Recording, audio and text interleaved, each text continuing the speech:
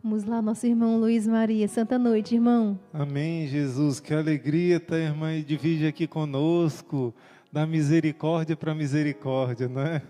Deus seja louvado. Na nossa oitava da ressurreição, na nossa semana da misericórdia, a nossa irmã do texto da misericórdia tinha que estar aqui, não é? Partilhando conosco a riqueza de toda a espiritualidade das 3 horas da tarde, que todos os dias está com vocês fielmente. Eu quero pedir ao Espírito Santo que venha nos iluminar, e como sempre nós rezamos no início dessa pregação, nós pedimos que a cruz do Senhor venha nos proteger.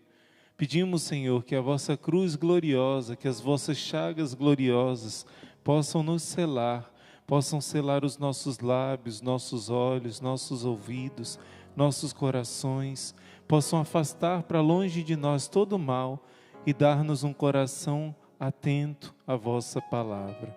Eis a cruz do Senhor, fugi potências inimigas, venceu o leão da tribo de Judá, o descendente de Davi, aleluia, quem como Deus? Ninguém. Vamos hoje abrir a nossa palavra em Êxodo, capítulo 34. Êxodo capítulo 34. O Senhor hoje quer falar ao nosso coração e quer nos ensinar sobre o nome de Deus.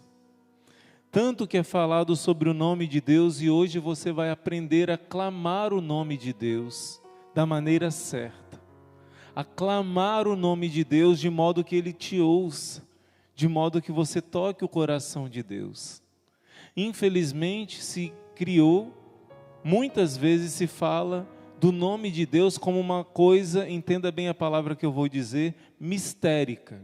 Mistérica significa uma coisa dos mistérios pagãos, uma coisa mágica.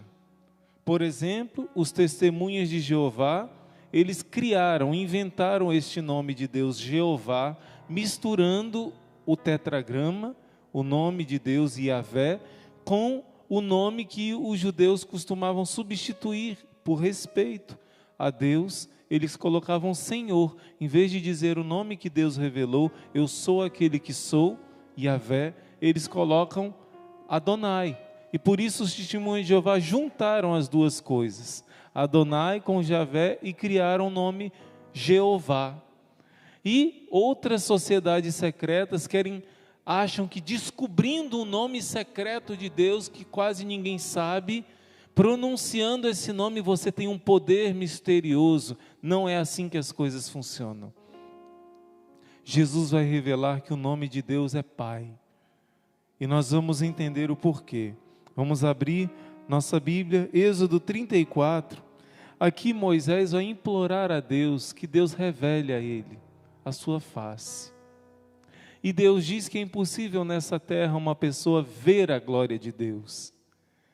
Moisés pediu que ele mostrasse a glória a ele, mas Deus disse, você me verá pelas costas. Isso é um símbolo, querendo dizer que você aqui nessa terra pode experimentar um pouco da minha grandeza, mas nunca em totalidade. Só no céu nós poderemos ver a Deus face a face, mergulhar na plenitude da felicidade. Aqui nesta terra não existe plenitude de felicidade. Aqui é o vale de lágrimas, aqui é a terra da peregrinação.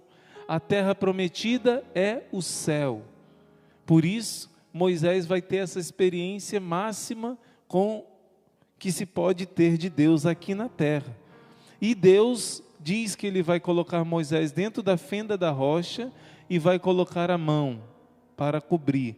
E quando ele estiver passando, Moisés não vai ver, mas depois que ele passar, vai ver Deus de costas e vai ouvir Deus pronunciando o nome dele. Então, ele invocou o nome do Senhor, e o Senhor passou diante dele e exclamou, eu sou, ou então Yahvé, ou então Adonai, o nome de Deus, né? Normalmente substituído por Adonai, Senhor.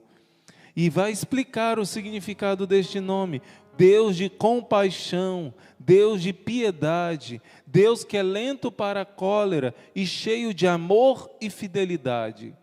Esse amor aqui é hesed e fidelidade, emet, que significa verdade, sinceridade, não é?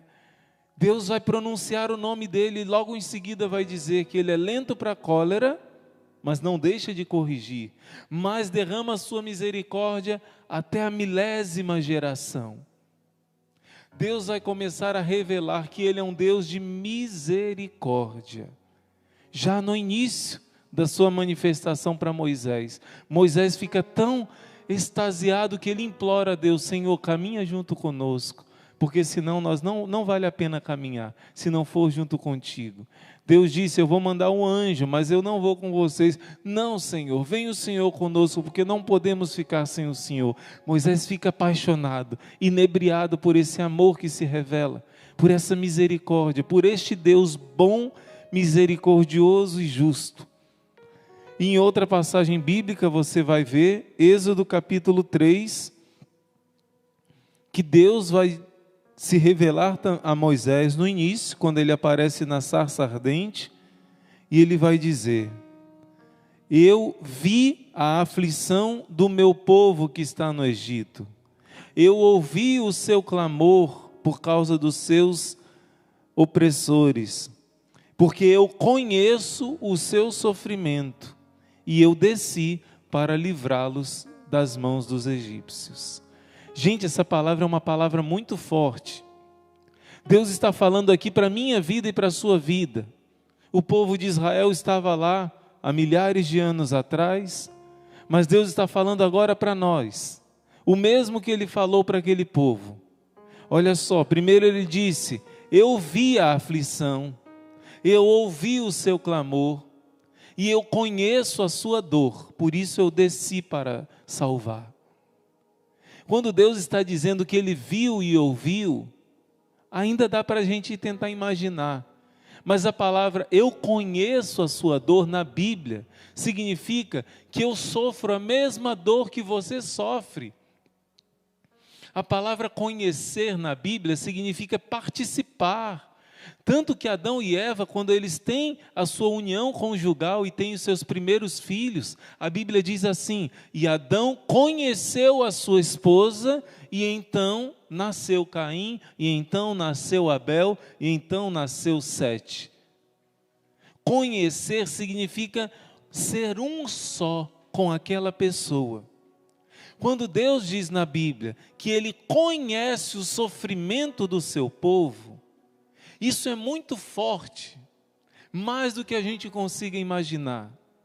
Deus está dizendo que não somente Ele viu o seu povo sofrendo, não somente Ele ouviu o grito de quem estava sofrendo, oprimido pelos egípcios, mas Ele está dizendo que o que dói no coração do seu povo, estava doendo no seu coração. Isso é difícil a gente entender, sabe por quê? Porque Deus não pode sofrer. Lá no Gênesis, quando diz que o homem começa a pecar, começa a ter uma degradação moral terrível, antes do dilúvio, e os homens começam a fazer muitas maldades, diz assim a Bíblia: Deus teve o seu coração ferido de uma íntima dor. Mas como se Deus não pode sofrer? Isso é um mistério muito grande, e quando Deus revela o nome dele, Ele começa a revelar esse mistério. Deus não pode sofrer, mas Deus assume o nosso sofrimento quando se faz criança no seio da Virgem Maria. Por isso, diz a profecia: eis que venho, ó Deus, para fazer a tua vontade. O Filho unigênito do Pai é um com o Pai, é um só Deus com o Pai e o Espírito Santo. E este Deus conhece a nossa dor, para Ele não tem tempo. Ele está acima do tempo, e este que está acima do tempo assumiu a nossa dor. Por isso mesmo lá no passado Ele já dizia: eu conheço o sofrimento de vocês, eu conheço a dor de vocês. Se você for ver no dicionário o significado da palavra misericórdia, olha aqui, é um sentimento de compaixão despertado pela desgraça, pela miséria, pelo sofrimento do outro. A palavra misericórdia tem origem no latim, é formada pela junção de miserere, ter compaixão, e da palavra cordis, coração. É um coração que sofre a dor daquele que está sofrendo, como uma mãe. Uma das traduções, uma das origens da palavra misericórdia no hebraico é rahamim, que significa uma dor que dói lá nas entranhas. Rahamim vem da raiz raham, que é entranha, a entranha da mãe, o útero materno. Quando uma mãe sabe que o filho sofre, ela sofre junto. Quando uma mãe, de repente o filho acontece um acidente, ela nem sabe de nada, ela sente uma coisa, uma dor, porque o filho saiu das entranhas dela. Deus está comparando isso, a misericórdia dele é mais do que a dor de uma mãe que sofre ao ver o filho sofrer. Outra origem da palavra misericórdia é a palavra hesed. Em Oséias capítulo 2 e 3 vai falar, mesmo de um esposo que é traído pela sua esposa, de uma esposa que é infiel, ele, pela lei antiga, ele poderia se separar dela, mas já preparando para a nova aliança, ele diz, não, eu sou fiel ao meu amor a ela. Mesmo que ela seja ruim, infiel, eu vou transformá-la, eu vou sofrer para restaurá-la. Já é uma preparação para a vinda de Cristo, que é o verdadeiro hesed do Pai. Misericórdia significa amar aquele que não merece. No grego, eleos, vem da origem do óleo mesmo, o óleo que é um bálsamo para a ferida, para a dor. Nós rezamos na missa, Kyrie eleison, Senhor, piedade e misericórdia. Antigamente, os imperadores, quando no caminho um criminoso pedia misericórdia, estava preso, amarrado por aquela bola de ferro, se o imperador inclinasse o seu cetro, ele que pedia Kyrie eleison, Senhor, para o imperador, né? Misericórdia, ele seria libertado, ele seria curado. E misericórdia no latim significa esse coração que sofre a dor do outro, que tem compaixão. Grava no seu coração essa palavra, compaixão. A palavra compaixão também do latim significa sofrer com, sofrer junto. Deus que não podia sofrer, quis sofrer a minha dor e a sua dor. Quando nós sofremos sozinhos, nós não suportamos o peso. Você já percebeu quando você está junto com alguém que você ama, e você está passando uma dificuldade, junto com uma pessoa que você ama? É diferente, não é? É muito diferente. Quando a família está unida, estão passando um aperto financeiro, mas todos se amam, ninguém se acusa, todo mundo se ajuda, é diferente. Jesus não diz que a gente não vai ter sofrimento nessa terra. Ele disse, me perseguiram a mim, que sou puro. Se fizeram isso com lenho verde, que não tem pecado, o que se fará ao seco? Se eu, que sou o chefe da casa, me chamaram de Beelzebu, o que vão chamar vocês? Mas Jesus deu esperança, olha, eu já venci esse mundo. Fiquem comigo, coragem, eu já venci o mundo. Jesus não fala que não haverão aflições, no mundo vós tereis aflições, mas Ele nos dá coragem porque Ele está conosco. Jesus sofre a sua dor. Jesus não somente está aqui em Êxodo 3, Ele vê a sua dor, Ele ouve o seu grito, Ele escuta o clamor das suas lágrimas, mas Ele também diz, eu conheço o sofrimento do meu povo e por isso eu desço até a sua miséria, até a sua lágrima, até a sua dor. Esse é o Deus que nós conhecemos. Isso é muito forte, meus irmãos. Deus que não podia sofrer, ali no Horto das Oliveiras, assumiu todos os sofrimentos dos seres humanos, desde Adão e Eva, até o último ser humano que vai existir nessa terra, antes da vinda de Jesus. Jesus carregou a dor de todos nós.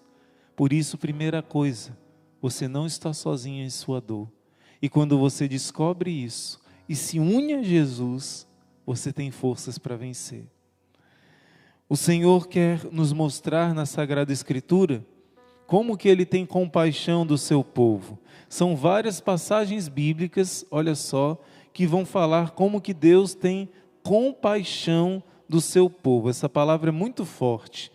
Primeira passagem bíblica, a primeira multiplicação dos pães. Não sei se você sabe que na Bíblia existem 2 multiplicações dos pães. Tem pessoas que nunca perceberam. A primeira, o menino apresenta 5 pães e 2 peixinhos. Na segunda, eu não me recordo, são 7 pães, são 7 pães, não lembro quantos peixes. Na primeira multiplicação sobram 12 cestos de pães. Na segunda multiplicação sobram 7 cestos de pães. São diferentes. Na primeira tem 5.000 pessoas, na segunda tem 4.000 pessoas. Então, na primeira multiplicação dos pães, em Mateus capítulo 14, Jesus desembarcou e, vendo a numerosa multidão, se comoveu de compaixão para com ela e curou todos os seus doentes. Jesus sentia o coração estremecer quando ele via a dor das pessoas. Olha que bonita essa passagem, Mateus 14, 14. Jesus se moveu, se comoveu de compaixão. Entenda bem essa palavra. A palavra compaixão significa sentir a dor do outro que está sofrendo. Jesus sentia a dor daquele povo que estava sofrendo. Ele se moveu de compaixão. Em Mateus capítulo 9 também vai falar, vendo a multidão, Jesus ficou tomado de compaixão, porque ela estava enfraquecida e abatida, como ovelhas que não têm pastor. Olha que belo, meus irmãos, na segunda multiplicação dos pães, lá no Evangelho de Marcos, capítulo 8, também vai dizer que Jesus viu aquela multidão sem comida. Já tem 3 dias que eles estão junto comigo e não têm o que comer. Eu tenho compaixão desse povo e por isso Jesus fez a multiplicação. Jesus nunca ficava indiferente com a dor das pessoas. Nunca. Essa palavra se repete muitas vezes no Evangelho, que Jesus tinha compaixão. Tem uma passagem particularmente que me chama a atenção. Olha só, gente. Lucas capítulo 7, olha o que aconteceu. Jesus tinha acabado de fazer uma cura. Se lembra daquele centurião que diz, eu não sou digno, Senhor, que entreis em minha casa, mas dizei uma palavra e meu servo será curado? Jesus tinha acabado de curar o servo daquele centurião, sem nem entrar na casa dele. A multidão ficou tão feliz que Jesus se dirigiu para uma outra cidade, a cidade de Naim. E uma multidão seguindo Jesus por causa dos milagres, por causa das curas, por causa da libertação dos demônios, por causa das palavras que saíam dos lábios de Jesus, que traziam esperança, que traziam motivação para viver. Jesus dizia, felizes são os pobres, o mundo diz que vocês não têm valor, mas eu digo, felizes vocês que estão chorando, porque vosso é o reino dos céus. Jesus alegrava, Jesus curava os corações, não somente os corpos. Por isso existia uma multidão que estava atrás de Jesus, acompanhando ele, todo mundo feliz, todo mundo exultante. Mas quando atravessaram as portas da cidade de Naim, encontraram uma outra multidão, uma multidão feliz, encontrou uma multidão chorando, uma multidão triste, uma multidão angustiada. Existiam aquelas mulheres que acompanhavam os enterros e choravam e gritavam, as carpideiras, não é? E essa multidão estava triste, chorando, porque uma mulher muito querida da cidade, ela já era viúva, o seu marido tinha morrido, e o único filho, um jovem que ela tinha, que era o apoio dela. As mulheres viúvas sofriam muito nesse tempo. Dependiam do seu esposo e de um filho que estivesse crescendo, para apoiar, para proteger. E essa mulher ficou além do esposo que já tinha morrido, agora o seu filho único estava ali naquele caixão, sendo levado, e a multidão acompanhando ela e chorando. Olha que bonito, meus irmãos, o que vai dizer essa passagem. Jesus vendo essa mulher, movido de compaixão para com ela, disse: não chores. E aí Jesus se aproximou do seu filho, que já tinha morrido, e deu uma ordem: jovem, eu te ordeno, levanta-te. Jesus nessa hora, tenha certeza, Jesus lembrou da mãe dele, que já era viúva, José já tinha morrido, e quando Jesus morresse, Maria Santíssima ia ficar na mesma situação que essa viúva da cidade de Naim. Quando ele veio com aquela multidão feliz, cantando, exultando, e viu aquela multidão chorando, Jesus não continuou na sua alegria e ficou indiferente àquele outro grupo que estava passando. Não, Jesus parou aquela alegria. Peraí, vamos dar essa alegria para aqueles que não têm. Vamos ter compaixão. Jesus nesse momento alguma coisa mexeu no coração dele. Ele sentiu a dor que a mãe dele iria sentir na hora da sua paixão.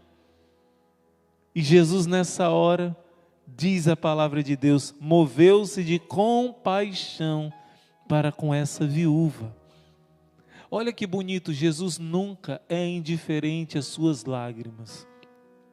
Mas por que tem tanta gente que tem chorado longe de Jesus? Por que tem tanta gente que tem jogado fora suas lágrimas, se revoltando contra Deus? Por que tem tanta gente que tem sofrido longe do amor daquele que se compadece das nossas dores, que nos dá força para enfrentar a batalha? Por que tantos têm rejeitado Jesus do seu coração e têm sofrido sozinhos? Isso sim é verdadeira solidão.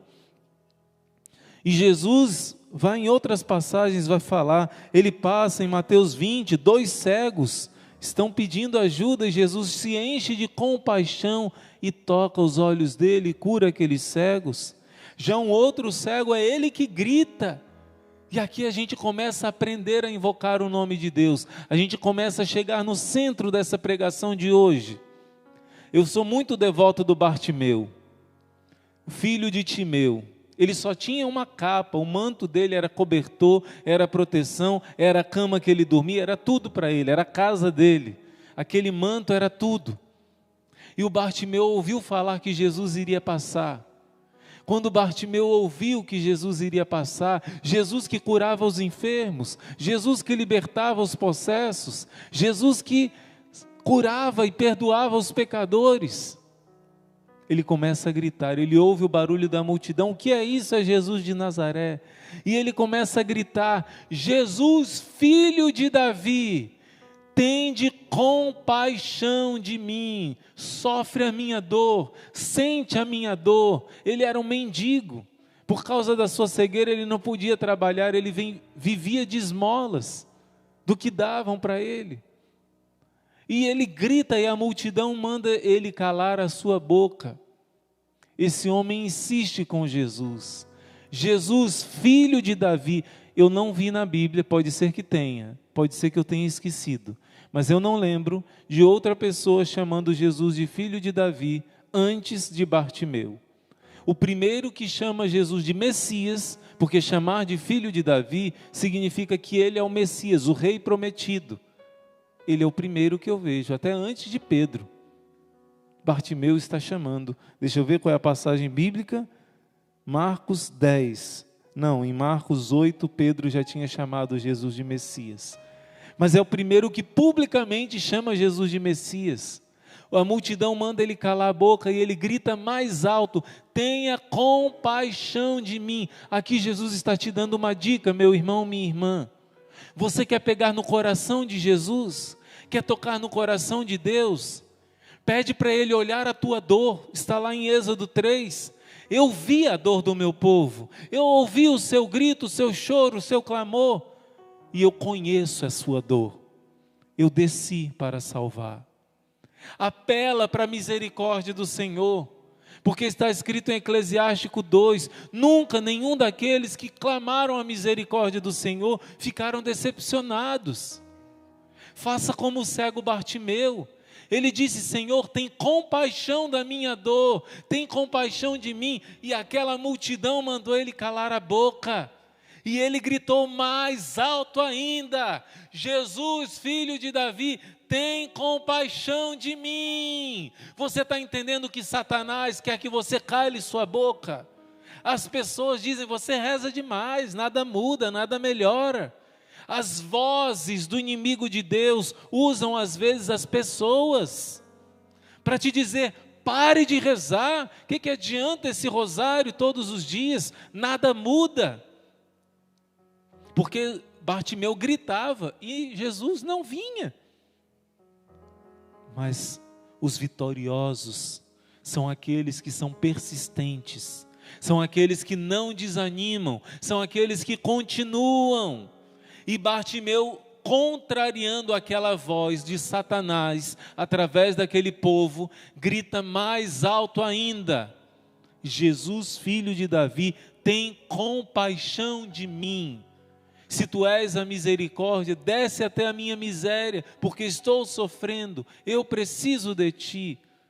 E Jesus não pode resistir, ele se move de compaixão e desce até a nossa dor. Jesus cura o cego Bartimeu, que joga fora aquele manto que ele dependia para viver e se torna um verdadeiro discípulo de Jesus. Jesus está dizendo para você: são vários personagens na Bíblia que só tiveram a vitória porque insistiram. Quando parecia que nada dava certo, eles insistiram. Aquela viúva que insiste com o juiz, o juiz era mau e perverso, mas por causa da insistência ele disse: vou atender. Aquela cananeia que insiste com Jesus, mas Jesus diz: não posso fazer esse milagre, porque eu tenho que cuidar somente das ovelhas da casa de Israel. Os pagãos depois serão cuidados, não agora. Mas a mulher tão insistente, tão humilde, tão confiante, pedindo misericórdia e compaixão para a filha dela que estava possuída, que Jesus diz: grande é a tua fé, vou atender o seu pedido. Jesus não resiste a uma pessoa que clama em nome da compaixão dele e persevera. O nome de Deus é misericórdia, você vai entender o porquê disso. O nome de Deus é compaixão. Jesus vai falar em outros momentos, Jesus vai comparar pessoas que têm misericórdia com ele próprio. O pai misericordioso, quando viu o filho de longe, se moveu de compaixão, correu ao encontro do filho e abraçou. É uma imagem dele, de Deus misericordioso. O bom samaritano viu o homem sofrendo, se encheu de compaixão. Jesus é o bom samaritano da humanidade. Jesus quer nos ensinar que Ele é a misericórdia. E eu quero te dizer que o nome que nós invocamos de Jesus, o nome que está acima de todo nome, o nome que cura, o nome que liberta, o nome Jesus significa Deus salva. Deus desce até a sua dor, desce até a sua miséria, desce até as suas lágrimas. É o mesmo Deus de Êxodo 3. Eu vi a aflição do meu povo, eu ouvi o seu clamor, o seu grito, o seu choro. Eu conheço a sua dor. Jesus conhece a sua dor.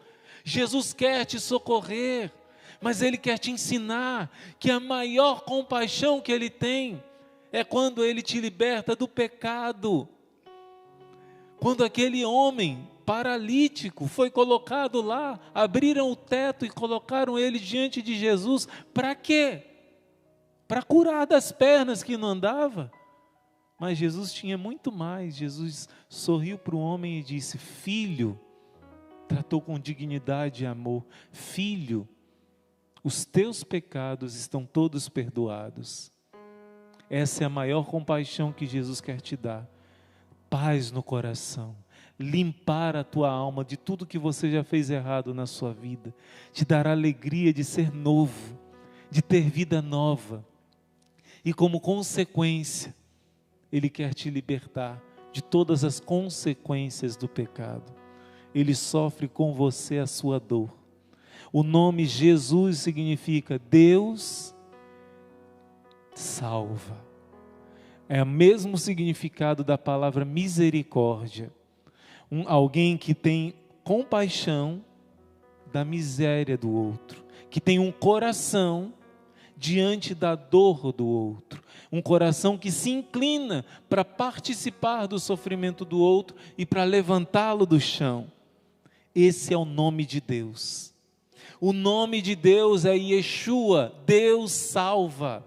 Por isso que esse nome está acima de todo nome, porque aqui nessa cruz, Ele assumiu sobre si todos os meus e os seus pecados, todas as nossas enfermidades, todas as maldições que nós merecíamos pelos nossos pecados.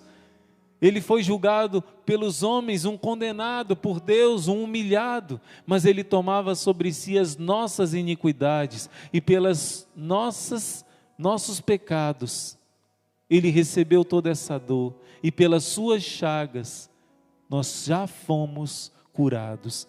Por isso eu te convido de dizer assim comigo: Senhor Jesus, Senhor Jesus, tende compaixão de mim, tende compaixão de mim, porque eu sou pecador.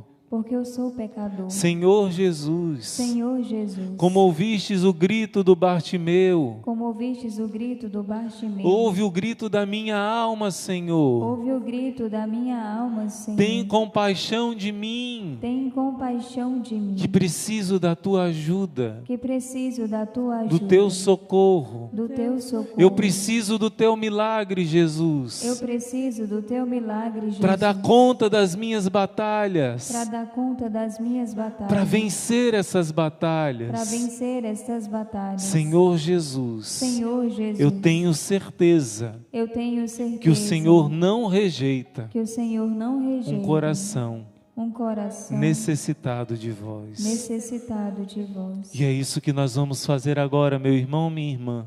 Essa promessa de Deus que está escrita na palavra de Deus vai se tornar vida, porque nós vamos juntos agora. Nosso irmão Emanuel Maria está aqui, nosso irmão João da Cruz está aqui. Nós vamos agora juntos erguer um grande clamor, como uma família, uma multidão está aqui. Não somente vocês, milhares de guerreiros, mas o anjo da guarda de cada um. E nós chamamos mais anjos ainda para estar aqui. Muitos e muitos e muitos agora vão se unir em oração para erguer as mãos e clamar: Jesus, filho de Davi, tende piedade de mim. E é impossível que esse povo não saia recebendo a misericórdia do Senhor, não saia confortado, não saia fortalecido, não saia curado e restaurado. É impossível que uma noite de clamor do terço do combate não aconteça milagres e prodígios, pois nós clamamos a misericórdia do Senhor. Por isso eu te convido agora de ser esse instrumento. Já somos muitos, sim, ótimo, mas Jesus quer mais. Muitos filhos ainda estão sofrendo longe dele. Por isso, essa é a hora de você chamar outros irmãos. Quem é a pessoa que você precisa chamar para participar desse momento de clamor, para receber o consolo, a cura, a libertação, o bálsamo da compaixão de Jesus? Essa é a hora de você chamar esse irmão.